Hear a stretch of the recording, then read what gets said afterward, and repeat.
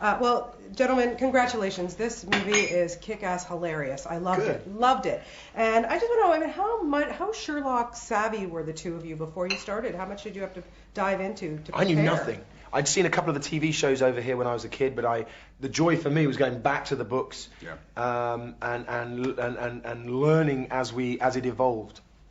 I knew less than nothing, but I know that Guy grew up on those stories, and then started cracking books. There's an expert, the North American expert, Leslie Klinger. He's actually a tax lawyer by trade, happens to live in Malibu, so I drove up the coast and spent some time with him. And the more Jude and I researched the original intention of Doyle's description of Holmes and Watson, the more perfect it became to be interpreting them. Reinterpreting them for us was actually more of a return to their original descriptions. Okay, so you guys, the chemistry between the two of you was spot on. I mean, just fantastic. Better than some of the female-male parts I've seen you guys with on screen. Seriously. What was it? How did you guys bond so well, and how did you connect? Respect, I think, initially. Truly. And also, just as, well, as actors initially, it was clear we both loved this idea of these two opposing personalities having to live together, and the domestic nature of their relationship, which spirals also into situations where they're up against 14 hooded dudes with sticks, and yet they're more interested in bickering about whether they've left the hob on or are those my shoes, that kind of vibe. And that as actors just really turned us on. It's on a personal level, to see. Yeah, and on a personal level, you can't work that equation out. It just happens, and you get on, and you have fun, and you support each other when the other's down, or feeling a little exhausted or whatever it is, and that's a beautiful thing, because that doesn't happen often. Well, why do Holmes and Watson, complement each other? Because when I was watching your portrayal, he just was a spoiled little petulant child. He's going off to get married, and hello, your best friend is, you're a little worried. Well, he gets put in a position where Mary Morstan, John Watson's fiance, asks Holmes to tell her something about herself.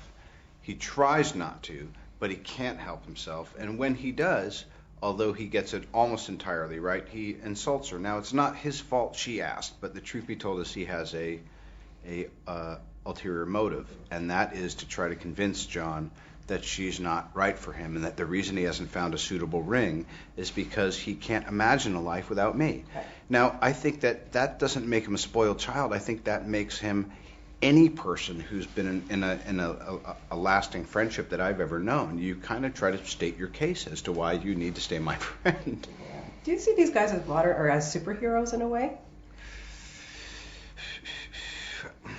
Superheroes to me implies a different genre of movie, and this is an action adventure. But what it really is it's a literary national treasure of the UK and the world at large. So to me, it kind of transcends that. That's more of a modern idea to me, and I think this is more in the. I think also what makes why the reason this duo and this particular legend has lasted so well is because there are human flaws to the both of them, and they both recognise that in each other and sort of support each other when the other lacks.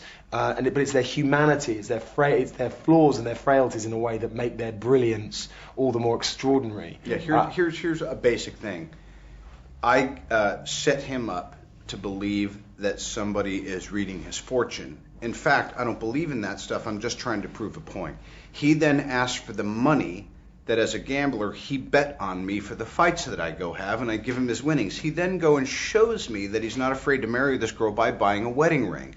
And then he boasts that he has a little change left over, and I ask him, do you want me to hold on to that for you? And he goes, I'm fine. Then I go into a dangerous situation, and it's probably one of the most dramatic moments in the movie, even though it's just somewhere in the middle where he goes, I can't leave him alone. So no matter what we're going through or what our foibles are, we realize we have to look after each other. And I think that's the basis for any lasting friendship. Truly. Absolutely. Very physical film. Where you got, it was just fantastic to watch those scenes. I hope you guys came out unscathed and not bruised up. And how did you handle it? Well, the fun part of those is that it means that you keep yourself in good shape and you take them seriously and you have as much fun to make sure they look real and as you can, but equally, you also have to pay attention. Just remember when to block. And you gotta have a little fight in you. You have to be willing to be more aggressive than these stuntmen who are just so used to getting banged around, and they're kind of wondering what you're made of. Yeah, truly. That said, the truth be told is we were waking up, and by the time we were shooting the stage work in New York, we were waking up at 4:45, and if I was challenging him, hey, why don't we go bang out a workout before we go to work to shoot the action sequence, he'd be like, oh, I'll be there. And so pretty soon we were meeting each other earlier and earlier for workouts. One day I don't know why, it was like the sun wasn't even up and we were lifting crazy, and he went, ah!